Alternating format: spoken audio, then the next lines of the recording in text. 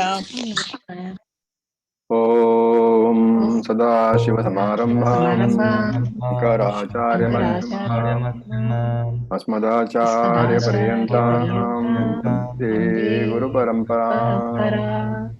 Om Sahana-Vavatu Sahana-Bhunaktu Sahaviryam Karvavahai Tejasvinavadhitamastu ma vidvishavahai.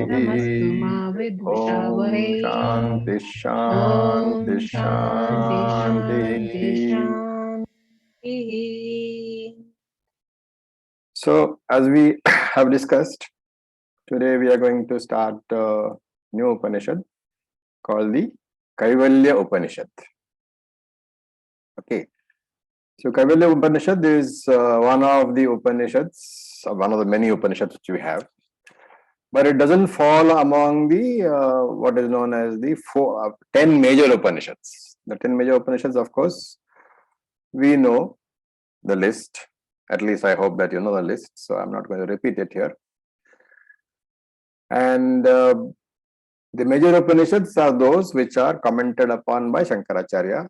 And this Kaivalya is a very small Upanishad. And there is no Shankara commentary on it. So it doesn't fall under the Dashopanishad, as it is called, the 10 major Upanishads. Okay, now before starting, a little bit of a background. I mean, I'm sure most of you all know this anyway, but since we are starting a new Upanishad, I thought that we do a little bit of, again, some kind of background, you know. So, looking at the Vedas are the primary source of knowledge in Hinduism, and they are classified broadly into two: Veda Purvaha, Veda Antaha. Also known as Veda Purvaha means the prior part of the Veda. Veda Anta means the last part of the Veda. They are also called Karma Kanda and Jnana Kanda respectively. So in Veda Purva we have all sort of karmas there. Kaika karmas are there, which are bodily actions, yajna and all those things. Then there are vachika karmas, that is chanting, parayanam, adhyanam, all these things, nama japa. Then there's a third type of karma called manasika karma. So upasana, Shiv Manasa Puja, etc. These fall under upasana. So Veda Purva covers ritualistic karma, and they are physical karma, verbal karma, and mental karma. So visualizing the form of a devata in your meditation, in the dhyana slokas, is manasika karma. Now, we know what has to necessarily accompany any karma. Karma phalam has to accompany. So any physical activity, any physical karma will produce a physical result. Okay, so upasana also produces a result. Thus, Veda Purva gives two types of karmas and points out that these all will produce karma phalam. And in most of the Upanishads, in most of the texts, you will find there is a portion called Phalasruti, which gives the results of every karma. So in fact, in most of the texts like Vishnu Sahasranam, Lalita Sahasranamam, there will be some portion dealing with the phalam, with the consequences of all the actions. And we know that all phalam is classified into three types. And what are they? What are the three types of phalams? Punyam, Papam, Mystery. That is one classification. Okay, but okay, so let us say that Punyam, Papam, Mystery. Okay, that's one classification. But what is the use of karma phalam? The use of karma phalam is for to improving my own instruments of interaction. I have a better body, I have better sense organs, I have better mind. All these I can improve with my karma. Because what is the use of all the indriyas which I have if I have no sense objects to enjoy? So any sense organs are meaningful only if there are sense objects which I can enjoy. So that is one part of what Veda Purva is telling us. And the second part is Vedapurva says that the lokaha should be conducive, that the environment should be conducive. Right. Then karma phalam also has defects, and that we have seen before. There are three defects.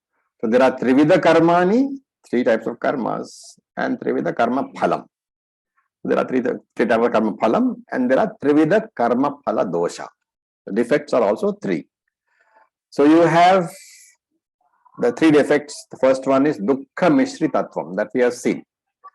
There is a pain associated with acquisition of any karma phalam. So that is called arjane dukkham, pain of acquisition.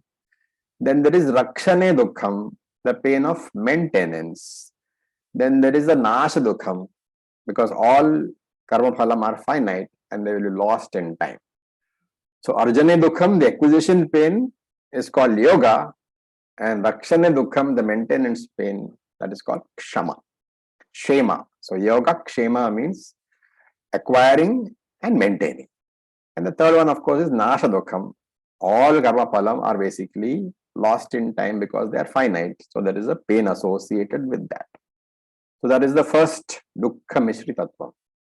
The second is atripti tattva dosham. No karma phalam can give total satisfaction. Why? Because they are temporary. Therefore, atripti. Tripti means contentment. Atripti means non-contentment. So, karma phalams will provide only temporary satisfaction sooner or later, because they are temporary in nature, produced through limited karma, and therefore their swabhava, their nature is also limited. And therefore, as long as they are there, they will produce some sort of satisfaction, but they are not permanent and they will go away. So we saw this in Kathopanishad. Navittena tarpaniyo manushyaha. Who says? Navittena tarpaniyo manushyaha. Who says that?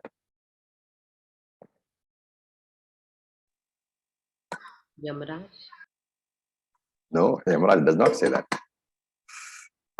It is Nachiketas who says that. Okay. Anyway.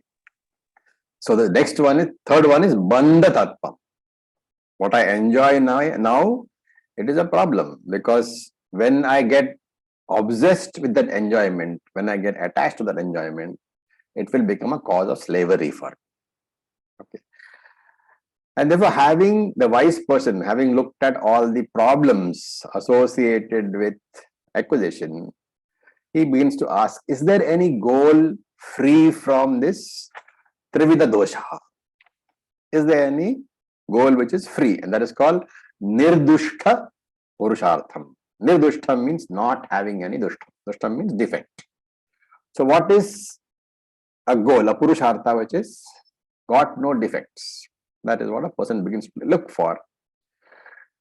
And Shastra points out that karma kanda presents only results, karma phalam, which are associated with defects. And if you are fed up of that, if you are not accepting that anymore, then you have to go to jnana kanda. And the phalam in jnana kanda is moksha, which is nirdosham, having no defects at all, otherwise called Brahman. And we saw this in Bhagavad Gita, nirdosham is samam Brahma, says Lord Krishna. And when we inquire into this, we find that this nirdosha, defectless purushartha is what? Brahman. Brahman is nothing but Atma, which is like, who is the Atma? I am myself. And therefore, Shastra points out that you yourself are nirdosha Brahman. You are perfect. There is no defect at all in you. Which, because I am associated with my body and my mind, which are all limited upadhis, but because I think that I am my body and my mind, I find it difficult to accept the teaching of the Shastra that I am limited, that I am unlimited and perfect.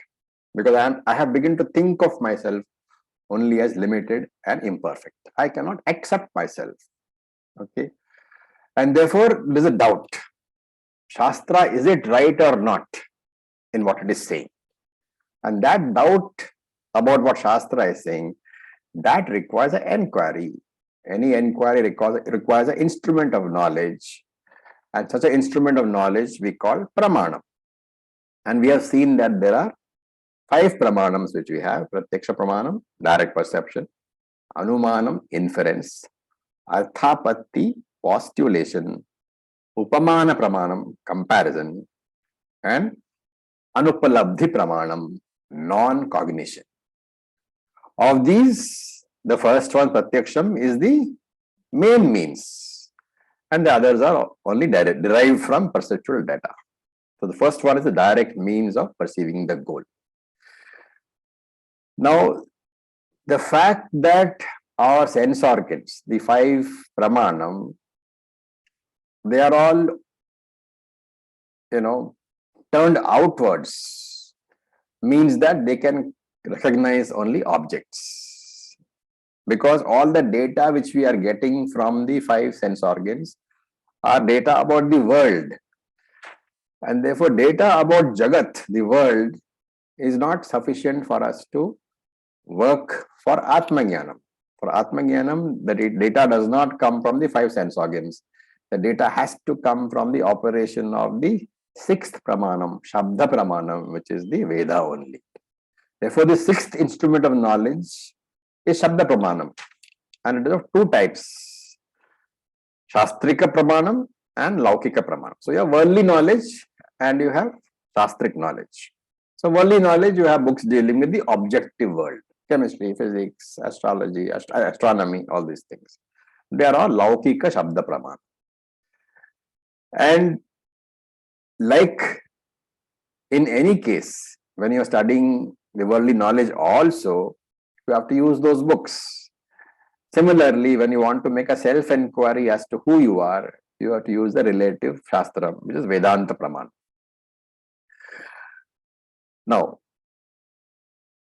the important point here is that in any worldly knowledge, what is the process of getting knowledge? These first to get knowledge, that is, first to get the knowledge in your intellect about the subject, which is introduced by the book, and then you can go and experience that object. So there is first intellectual knowledge, and then there is objective knowledge. For example, if somebody describes, let us say, Himalayas to me and I have not seen, so I read a book or somebody describes to me the Himalayas, that is Paroksha Jnanam. I have got an indirect knowledge of the Himalayas. Then when I go to Himalayas and I see the Himalayas, there is a first-hand experience of these mountains, which corresponds with the knowledge that I have got from the book or the speaker. And therefore, in any normal knowledge acquisition, this is the process. First you get the knowledge and then you get the experience. So it's an important little bit of information. I hope you understand. Any normal knowledge, first there is knowledge about the subject, which we in Vedanta call Paroksha Jnanam, indirect knowledge.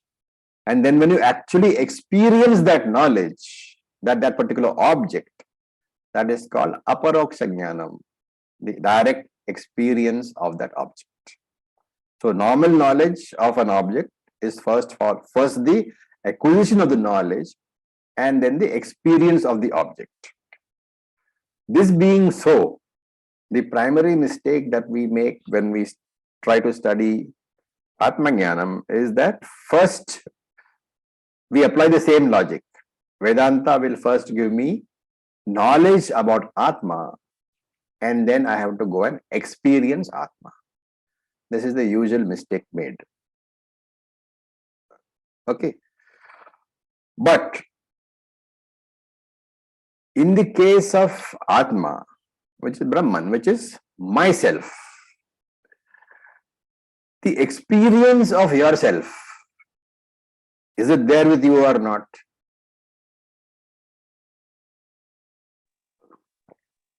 Yes. It is always there with you. And therefore, in the study of Vedanta, in the study of Atmajnanam, this is the difference. that self-experience, Atma experience is there with you always. Because without that Atma experience, you cannot be conscious. And this is the process is reversed. There is experience which you already have. And then you are trying to find out, what that experience is. So I can give a simple example. Let us say that I am going to Nayyar Dam. I am taking a flight. And in the seat next to me, let us say there is another student who is coming for the course. I don't know the student. I don't know that he is a student. He doesn't know that I am the teacher. So then we get talking and he tells me that, oh, I'm going to TTC and I hear there is a Bhagavad Gita class and there is a teacher called Ravi ji. I'm planning to meet him. Right? Now, in that case, what is there is very similar here. He has already met me. Right? The experience of having met me is already there with him because he's sitting in my next seat. Now, when I tell him that I am Ravi, what is the difference? There is already he knows the person. You are just adding the knowledge. While if you are looking for a new fruit, let's say passion fruit, you read about it, you don't know what it is. Then you go to the market and you see it. There is a difference in the approach. Okay. I hope I have made this point clear. Any questions on this one? This is the main difference between Atma Jnanam and normal Jnanam.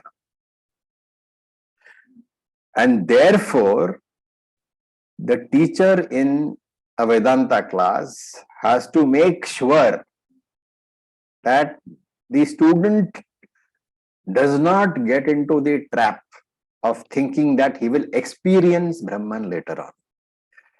Because he has to be told again and again and again that you are Brahman. There is no Brahman different from you. And therefore, there is going to be no separate experience of Brahman. This is one of the main differences that we have. Okay. So with this, we will enter into the Upanishad proper. As I said, there are 10 Upanishads and 10 major Upanishads. They are called major because Shankaracharya has written detailed bhashyams, commentaries upon them. And they are commented upon because these 10 Upanishads, there are quotations from these Upanishads which occur in Brahma Sutras. Brahma Sutra written by Vyasacharya. So Vyasacharya uses quotations from these Brahma Sutras. And therefore, from these 10 Upanishads, of course, he uses some other Upanishads also, but majorly Vyasacharya's Brahma Sutra borrows quotations from these 10 major Upanishads. And that is why Shankaracharya thought that it is necessary to comment upon them. Out of these 10 Upanishads, there are two very big ones, Chandogya and Brihadaranyaka. So we can also do them after some time. Of these 10, we have completed 2, which is Mundaka and Kathopanishads. We are entering the third one. Though it is not part of the 10, it's a very nice Upanishad, and that is why we are including it in our syllabus. It must be pointed out that the essence of the Kaivalyopanishad is as identical to the other Upanishads also. There is no difference in the content. What is the content of any Upanishad? What is the main content of any Upanishad? Atmagnan. Yeah, the main teaching of any Upanishad is you are Brahman, Tattvamasi. Ultimately, that is the content. Now, this Kaivalya Upanishad belongs to the Atharva Veda, also called the Atharvana Veda. And the Atharvana Veda, in fact, all the Upanishads belonging to the Atharvana Veda will have a common Shanti Patha, which is Bhadram Karnevihi. So we will start with chanting that.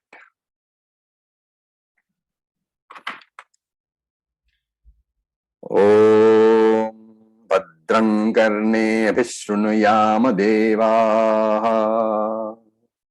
Om Bhadram Karne Vishnuyama Devaha. So those of you who have been following chanting classes, it is not Bhadram over here. It is Bhadran. Why? This follows a K.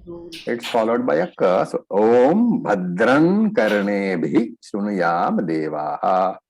The next one is followed by Pa. Therefore, Bhadram Pashyema Akshabiryajatraha.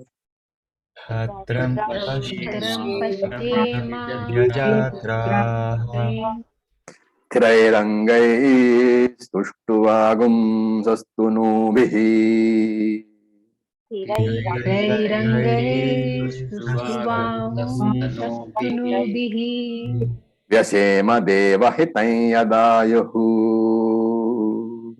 Vyashem Devahitam Yadayuhu. It's not Devahitam. Tai. It's a Tain. Why is it Tain? Because the Visarga is followed by a Ya, Yakara. Therefore, Vashema Devahitam Yadayuhu. Okay, a lot of people do pronounce it as Hitam, but we'll stick to the traditional chanting. There's nothing wrong in saying Vashema Devahitam. Traditionally, we are using the Devahitam. Swastina Indro Vriddhashravaha. Swastina Indro Vridhashvaha. Swastina Pusha Vishvavedaha. Swastina Pusha Vishvavedaha. Swastina Starakshyo Arishthanemihi. Swastina Starakto Arishanemihi. Swastina Brahaspatir Dadhatu. Swastina Bhagavatirdahatu. Om Shanti Shanti Shanti. Om Shanti Shanti Shanti. Okay. So, He Devaha, where is that? In the first line. He Devaha, O gods, O Devatas, Shrunuyama, may we hear Bhadram, auspicious things, Karne Bihi, with our ears. Okay. He Devaha, Om Bhadram Shrunuyama Karne Bihi. May I hear only auspicious things with my ears. Then, in the second one, Yajatraha is again Devatas, gods. So, Hey Yajatraha, O gods, Pashyema, may I see Bhadram, auspicious things, Akshabihi, with my eyes. So, the first statement is, may I hear only auspicious things with my ears. The second one is, may I see auspicious things with my eyes. Then, Tushtuvamsa, when you break it up, it's Tushtuvamsa Tanubihi. Tushtuvamsa means glorifying you. Tanubihi. So, Tanu is another name for the Vedas. Tanubihi, glorifying you through the Vedas. Sthiraihi Angaihi, let me have healthy limbs. Sthiram means steady. Angai is the limbs. Sthiraihi Angaihi, let me have healthy limbs. Why? So that I can worship you without any pain in my joints. I should be able to sit and I should not have a backache. And therefore, I'll be able to worship you with more concentration. So, Sthiraihi Angaihi, with healthy limbs. And not only that, Ayuhu Vyashema. Vyashema means may we enjoy. Ayuhu is life. So, full life. May I enjoy the full life. And what full life? Yad Deva Hitam. That which you have allocated to me, which means according to my prarabdha, whatever you have allocated to me, may I enjoy that full life period. You please don't call me back earlier than that because I have to finish. And it's not fair because you have given me certain prarabdha, so let me finish that. And then Indraha Vriddha Shravaha. Indraha, may Lord Indra. Vriddha Shrava means who has great fame. May the famous Lord Indra, Swasti Naha Dadatu. So here Naha is us, me. Just the plain Na means no. The Na with the Visarga means me. So when you are chanting, make sure you understand that it is Dadatu Naha Swastihi. If you say Dadatu Na Swastihi, it means please don't bless me with auspiciousness. If you say Dadatu Nah Swastihi, it means bless me with auspiciousness. Swastihi is auspiciousness. And Vishwavedaha Pushaha. Vishwaveda is the sun. The sun. And Pushaha, who is the nourishing sun, the sun who nourishes us. Naha Swastihi, may he bless us with auspiciousness. Then Tarakshya. So Tarakshya is another name for Garuda. Vishnu's, that eagle, Garuda. Takshya Arishthanemihi. Garuda, who is got unobstructed movement. Arishthanemihi means who moves in one straight line. There are no obstructions to his flight. That Garuda, Naswastihi, may he bless me with auspiciousness. And Brahaspatihi, may Lord Brahaspati, the preceptor of the Devas, Nahaswastihi, may he bless me with auspiciousness. Om Shanti, Shanti, Shanti. I think all of you all know the reason why there are three Shantis. Why are the three Shantis? Adi Daivika, Adi Bhautika, Adhyatmika, the prayers. And what is the rule for the chanting of the three Shantis? That we say louder the first one, and the last one is the less. Why is louder. that so? Because first the devas, they are far away, Yes. and we finish with the Atma, that is us. So no need to say so loud. Yeah. So Shanti, Shanti, Shanti. It goes in that tenor. Okay. So that is the Shanti mantra. And here remember that the word Upanishad can have two meanings. One is the textbook itself, and one is the Atma Jnanam contained in the textbook. Okay. So the secondary meaning is the Pramanam, while the primary meaning is the knowledge contained in the textbook. The word Kaivalyam, from which Kaivalya Upanishad. Kaivalyam means moksha. Kaivalyam comes from the word Kevala. What does Kevala mean? Keval in Hindi. That alone. That alone, without a second one.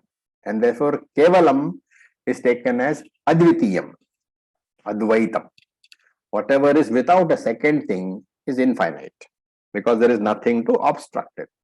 And therefore, Kevalam means Purna, and Kaivalyam is the abstract noun of Purna, which means Purnatvam, limitlessness. So, Shastra is going to show that any sorrow, any dukkham is only an expression of a feeling of apurnatvam, inadequacy. And the very opposite of that, anantvam, anantatvam, that is the infinite feeling that of infinite, that expresses as ananda. And therefore, Kaivalyam can be taken as ananda also. So as I said, this Upanishad belongs to Atharvana Veda. We have done another Upanishad which belongs to Atharvana Veda. Which is that?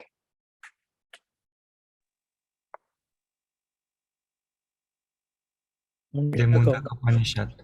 We have done only two Upanishads. So one of them belongs to Atharvana Veda. Which is Mundaka that? Upanishad. Mundaka belongs to Atharvana Veda. What about Katha Upanishad? Yajurveda. Yes, but there are two Yajurvedas are there. Krishna Yajurveda. This is Krishna Yajurveda. Okay, so please remember these small things because it helps in understanding lots of stuff. So we have seen the Shanti Mantra. Through the Shanti Mantra, we have asked for Number one, long life. Ayuhu. Why long life? Because getting moksha is not a very simple exercise. It might take some time. Therefore, I need my full allotted life. You please give me. Then fitness, body, that is to say the sthula shariram and sukshma shariram. My subtle body and my gross body should be fit. Because spiritual pursuit requires a properly fit body-mind complex, which includes both these bodies. And therefore, let me use my limbs for the spiritual pursuit, and I should be free from all obstacles. This is the basic prayer which we do, and this is what we ask for. So with this, now we will enter the text proper.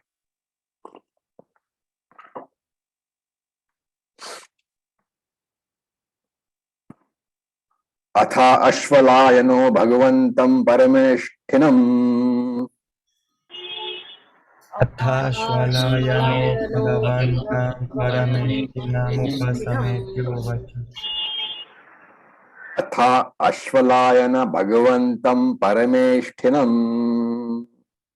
Athashvalayano Ashvalano Bhagavantam parameshtinam Parameshnimutam upasammetya uvacha. Upasamneta Uvacha. So it looks very complex, but it is not really. I'm just muting you all so that the recording doesn't contain other. Okay, so please don't mute yourself unless you're asking something. So in this first line, what is given? Atha, thereafter. That whereafter is what? That we'll see. So Ashvalayanaha, Ashvalayana is Rishi Ashvalayana. He is the student. Okay, Ashvalayana is the name of a Rishi. He is a student. Upasamyetya. He approached. Whom did he approach? Bhagavantam Parameshtinam. So Bhagavantam here is Lord Brahmaji, Hiranyagarbha. So here the teacher is Hiranyagarbha and the student is Rishi Ashvalayana. So this first line gives the name of the teacher and the student. The teacher is Lord Brahmaji and the student is Ashvalayana Rishi. And Atha. What does Atha mean? By now you should be able to tell me. Now. No, Atha does not mean now. It means that there has been a teaching before, and from now they will start a new talk. Anybody else? Hereafter. Thereafter. Atha means thereafter. Now, whereafter?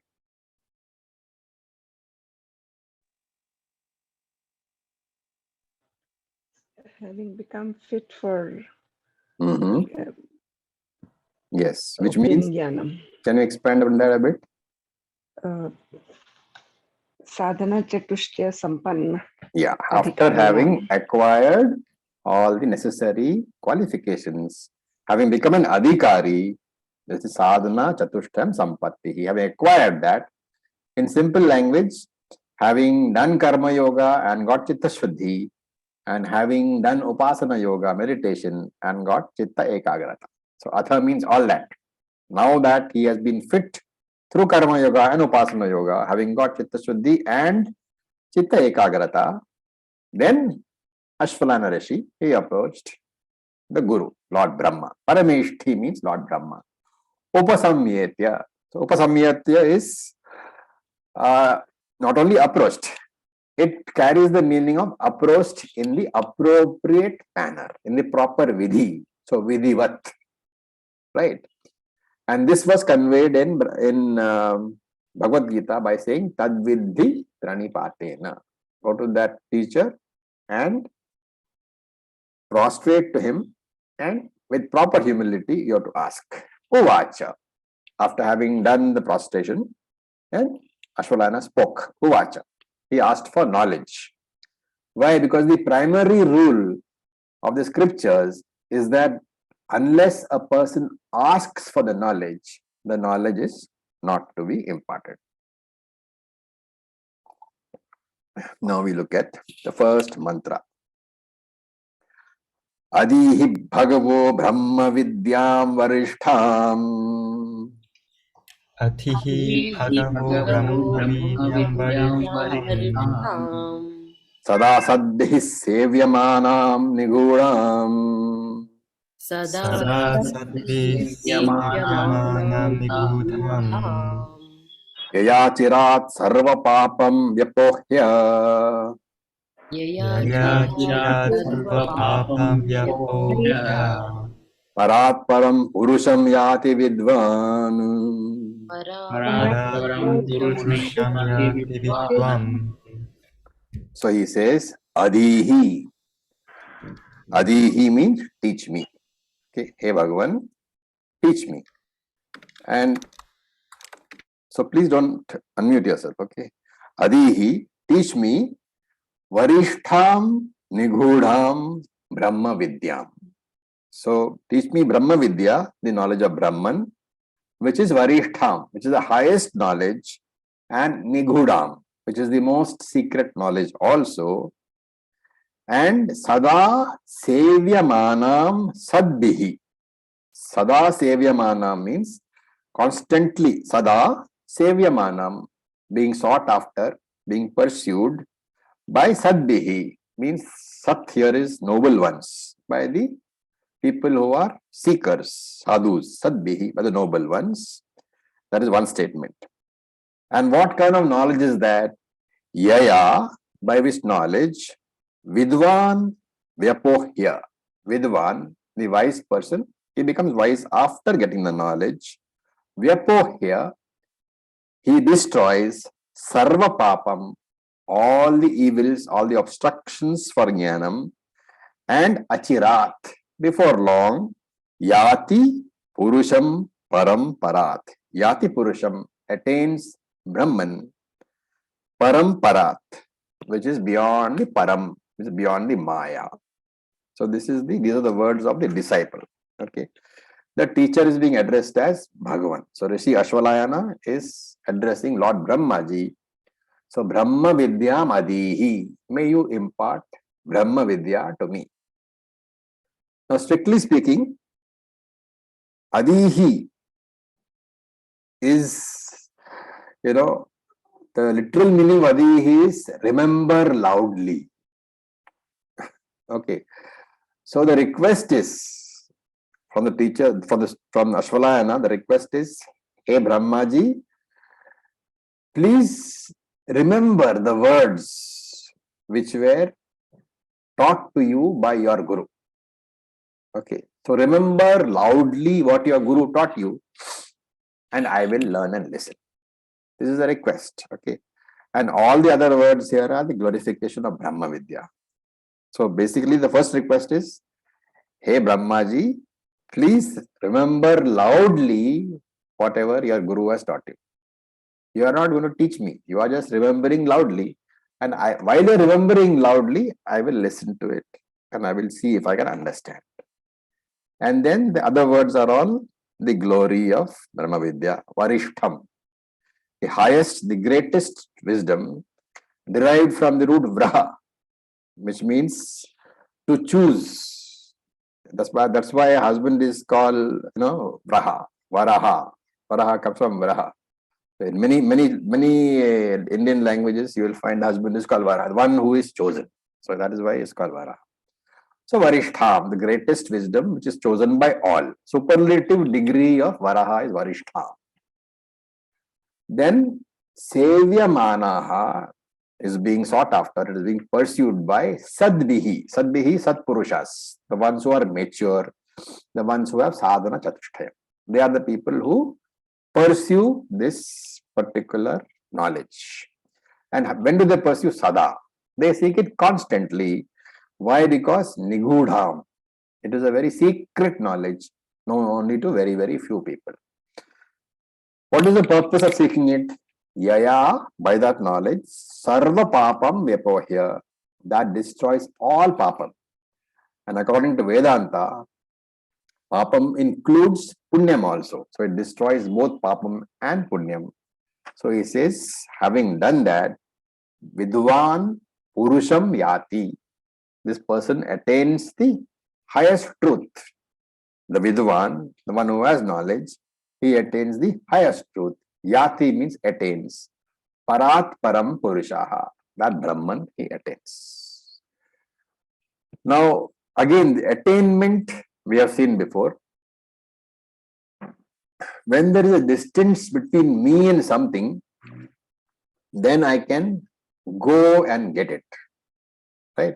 For example, if the apple is on the table and I am in the bedroom, then I can go and acquire that apple by walking the distance to the table and getting the apple. But here, supposing there is a distance between me and something because of ignorance, right? Now here, for example, the example I gave you of me traveling in the plane and a student next to me. He doesn't know my name because he's ignorant of that. So there is that ignorance is a distance between me and him, yes. But it's not a physical distance because I'm sitting next to him. How do I destroy this ignorance? That is how the distance is destroyed, by destroying the ignorance. So this is called praptasya praptihi. Praptasya means what is already there, praptihi, acquiring that. Acquiring of something which is already there is the way of destroying this ignorance. And so he says, parat param. There are two paras over here. Parat param. The first para is maya, ignorance. The second para is going beyond the ignorance. Therefore, parat param means going beyond the ignorance. What is beyond ignorance? It is the consciousness principle only. And that consciousness principle, that Brahman, has to be acquired by dropping the ignorance, which means by getting knowledge. And such a person is who? Vidwan. The person who is a wise person. And such a Brahma Vidya, please impart to me, O Lord Brahma. This is what is the prayer. Okay. Any questions? This is going to be a very short Upanishad. So, since we have already done two, if there are any doubts, you have to ask. Sir, Who one is question from Brahmaji's the guru? Sorry? Who is Brahmaji's guru? He said, you remember what your teacher taught Yes, you. that's just a way of saying. It is for us to say. Yes, sir. Brahmaji is the original Yeah, that's teacher. what I was. Okay, Yeah. so Brahmaji doesn't have a guru. So it's meant for us. Good. I thought you would catch that. Okay. Sir, one question. Yeah. In the Shanti Mantra, there is this line, Vyashema Devahitam Yadayuho. Yes. So don't call me before the Prarabdha ends. But does such a thing happen? Vyashema is may we enjoy. Don't call me before the Prabhupada. Actually, that's my way of explaining. Vyashema means may we enjoy. Okay. Okay. Now, is that a good question? Is there any way in which a life goes before Prarabdha ends? A suicide? Suicide. Remember, suicide is an exercise of will and it can take away from the life given by Prarabdha. So we say that suicide is one of the worst things you can do because the unexpired Prarabdha you are carrying over into the next life, plus the bad Prarabdha of having committed the suicide. Right. Okay. Okay. Now we look at mantra number 2. Tasmai sahovacha. Tasmai Tasmai sahovacha. Uvacha Pitamahascha. Pitamahascha Shraddha bhakti dhyana yogadavehi. Shraddha Bhakti Dhyana Yoga Vehi. Okay. So, Saha Pitamaha. That Pitamaha, that Lord Brahmaji, Tasmai Uvacha, replied to him. So that ha over there is for emphasis. Saha Pitamaha ha Uvacha Tasmai. That Brahmaji replied to Ashvalayana. What did he say? avehi. May you know. May you know what? That Brahman which you asked for. How will you know? Shraddha, Bhakti, Dhyana, Yoga. These are three things which you should have. Shraddha, you should have faith. Bhakti, you should have devotion. And Dhyana Yoga, meditation, you should be doing. Okay. So this is the answer. So remember here, Lord Brahmaji is being referred to as Pitamaha. What does Pitamaha mean? Grandfather. Pitamaha is grandfather. Okay. So he is referred to as grandfather because ultimately all of mankind can come from him. So here you have to say grandfather who has had no father because he is his firstborn basically. So anyway, and he teaches Brahma Vidya. He says that there are two means.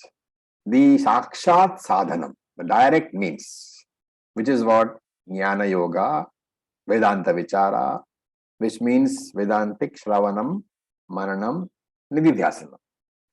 And Shravanam we have seen, we defined it many times as consistent, systematic study of Vedantic scriptures for a sufficient length of time under the guidance of a competent Acharya. This is the definition we give. Each word, each adjective is very important. Consistent and systematic study of Vedantic scriptures for a sufficient length of time under the guidance of a competent Acharya. This is Shravanam. And what is the net result of Shravanam? Shravanam gives Jnanam. So this Jnanam can be with doubts also. Therefore, the next stage is Mananam, is that exercise wherein you review what has been taught to you. You either ask the teacher himself or you use your own mind to sort out the illogical aspects of it, whichever you think is illogical, or you also discuss with your fellow classmates. And therefore, having done Mananam, there will come a time when the words of the Shastram, the Jnanam which you have got from the teacher, your Jnanam will now be without any doubts. That is the net result, end result of Mananam. And knowledge will bless, will cause a transformation only when the knowledge is samshaya nivritti artham, without any doubts at all. Then is the third stage. Even once you have got this knowledge, which is without any doubts, you may find that you are not getting the benefits of that knowledge. Which means that there are certain obstacles, emotional obstacles in your mind, certain unhealthy thought patterns, unhealthy responses, automatic responses remain. While any of these are present, samshaya rahita jnanam, doubtless knowledge will also be present. But jnana phalam, the blessing of that knowledge will not be present. So this is viparyaya. And therefore, nididhyasanam is necessary for removing this viparyaya, this unhealthy thinking patterns. So that we are talking about direct means. Now, in the direct means, now he says Shraddha, Bhakti, Dhyana Yoga also. So here Shraddha Yoga, you can take it as Shraddha Yoga. These three words are interpreted not in the normal way, but in a specific way. So when he says Shraddha, Bhakti, Dhyana Yoga, he is talking about direct means. And Shraddha Yoga here therefore represents Shravanam. Why? Because you require Shraddha in the faith of the Guru and the Shastra. And that is why Shraddha is defined in Tattva Bodha as faith in the Shastram and the teacher. So here Shraddha represents Shravanam. And then Bhakti here represents Mananam. This is a digestion the digesting the teaching that has been gathered in Shravana, understanding and accepting what has been said, so that there are no internal doubts in your mind. Focused reflection, removal of all intellectual obstacles, and therefore samshaya nivritti, removal of all doubts. This is called bhakti over here. Bhakti therefore represents mananam, shraddha represents shravana. And dhyana yoga. Here dhyanam, meditation, represents nidhi dhyasana. We should learn to assimilate, to internalize the teaching. The knowledge has to be driven into my subconscious, and the absorption should be in such a manner that it should transform my emotional personality. The removal of my emotional obstacles is called vasana nivrittihi, removal of vasanas. This is the objective of nidhi dhyasanam, which here it is called dhyana yoga. And these three together, shraddha, bhakti, dhyanam, meaning shravanam, mananam, nididhyasanam, it is called jnana yoga.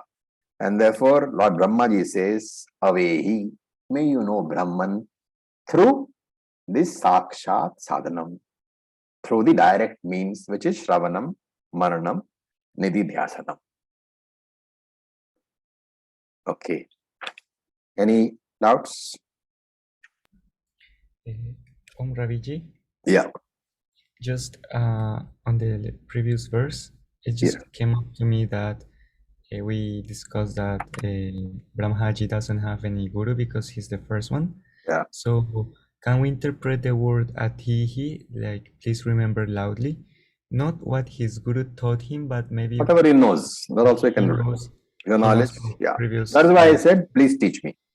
The Okay. technical meaning of Adihi, remember loudly. So when you talk to your guru, you are telling the guru that since you are in the tradition, in the parampara, so please remember loudly. And Brahmaji, when you talk, can say, fine, just remember what you already know. Just loudly repeat what you know. Okay, thank you. Okay, so Sakshat Sadhanam, direct means has been talked about. Now we go to mantra number 2, which presents the indirect means. So we will read. Na karmana na prajaya dhanena Karmana na prajaya dhanena yage naike amritatva manashuhu yage naike amritatvamanashuhu parena nakam nihitam guhayam Parena nakam nihitam guhayam vibhrajate yadyatayo vishanti. vibrajayate yadyatyo vishanti. Okay, so he continues. Now he's presenting the subsidiary means, the supporting means. AK, that is some people, a few seekers, anshuhu amritatvam. Okay, so that breakup is amritatvam, anshuhu. Anshuhu amritatvam. Anshuhu means have attained, have got. So AK, some seekers have got immortality, have anshu amritatvam. How? Tyagena, through renunciation. Then na karmana, not through rituals. Na prajaya, not through children. Na dhanena, not through money, not through wealth. And yatayaha. So yatayaha is yati. Yati is a sannyasis. Sannyasis vishanti. Yataya vishanti. Sannyasis attain immortality. How? That immortal soul, that immortal being, it's Brahman, Atman, yad vibhrajate, which shines, parena nakam. Parena nakam means beyond the heavens, and nihitam guhayam, which resides in the heart. Okay, so in simple English, it is through renunciation that some seekers have obtained immortality, have obtained Brahman, but not through rituals, not through children, not through wealth also. These sannyasis, they obtain Brahman, which shines beyond the heavens and which resides in your heart. This is Lord Brahmaji expanding further. So we'll briefly see as much as time permits us. So these are called the Sahakari Sadhanam. Supportive means. The earlier one was, last mantra was Sakshat Sadhanam, direct means. This is supportive means, Sahakari Sadhanam. And in this verse, though it may not seem like it, what is being presented is Sadhana Chatushtaya. So without these qualifications, without Sadhana Chatushtayam, without Chitta Shuddhi, any amount of study of Vedanta will not transform the student. And this is very clearly indicated in all the Shastras. So if after years of study, you find there is no transformation in you, then you have to understand that my Chitta Shuddhi has not been up to the mark. And therefore, you should work on the Chitta Shuddhi. Any problem in the Veda not working on you has to be understood as lack of supportive means, lack of Chitta Shuddhi. So Lord Brahmaji here, you can see, does not mention the 4 qualifications by name, but he is focusing on what? Vairagya, dispassion, freedom from emotional weaknesses, freedom from psychological weaknesses, freedom from clinging onto people and things. And this Vairagyam is presented in a technical word, Tyagaha, also Sannyasaha. Another name for Vairagyam is Sannyasam, literally meaning, Sannyasa literally means renunciation. Nyasa means renunciation. Sannyasa means complete renunciation. So he's presenting Vairagyam only over here. And again, let me recall, there are 2 types of sannyasa. One is external sannyasa, which we call ashrama sannyasa, wearing the saffron robes. The physical renunciation of the world accompanied with renunciation of your family, all duties, all that. This is external sannyasa, ashrama sannyasa. There is another form of sannyasa which is internal renunciation. You don't actually renounce anything, your family, but you prepare your mind to lose anything in life at any point of time, and your mind should be undisturbed. This mental preparation to lose anything in life, that is called internal sannyasa. Remember, you don't actually need to lose, but the mental attitude should be, if it is lost, it is perfectly okay. So Kaivalyopanishad does not tell you how to do it, but we should recall that the primary method is viveka.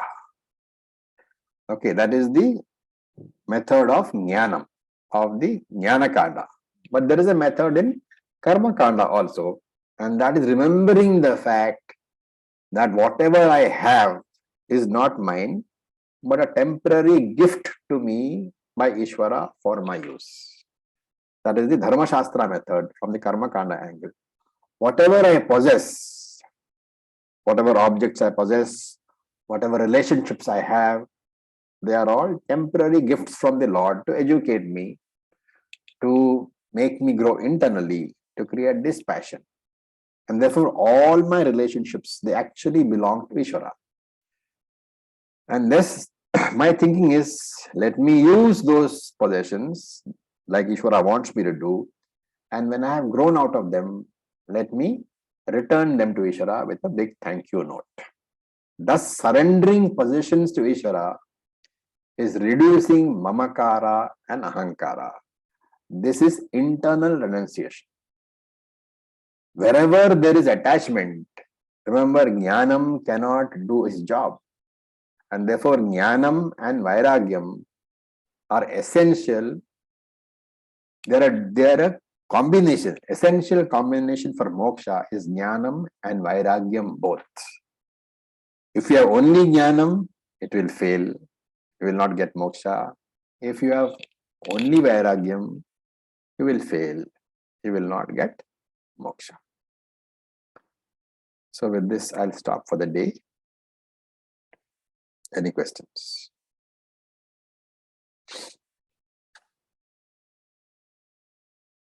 It's all things which we have seen before.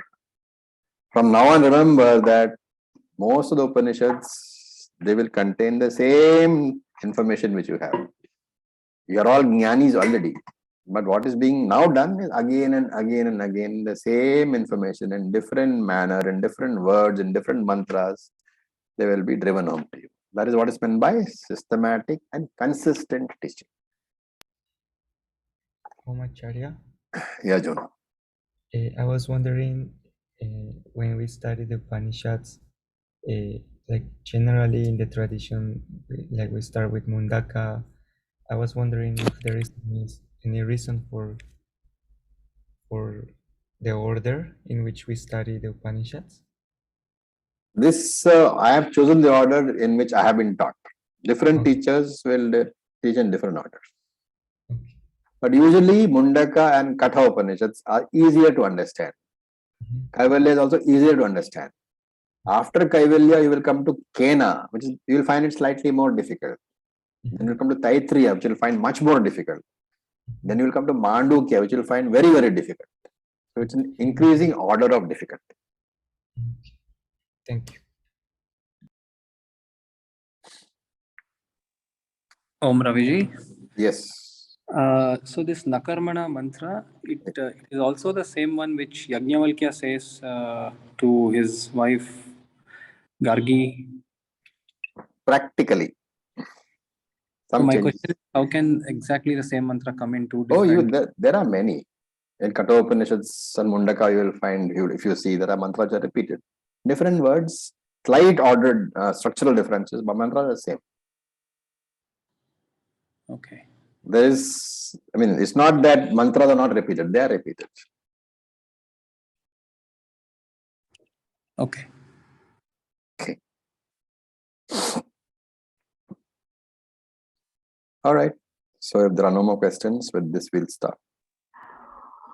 Om Purnamadav Purnamidam Purnat Purnamudachyate Purnasya Purnamadaya Purnam Eva Vashishyate Om Shanti Om Shanti Shanti Shanti Shanti Shanti. Om Tat Sat Om Namah Shivaya. Thank you for your patience. Thank you. Thank you, Acharya. Thank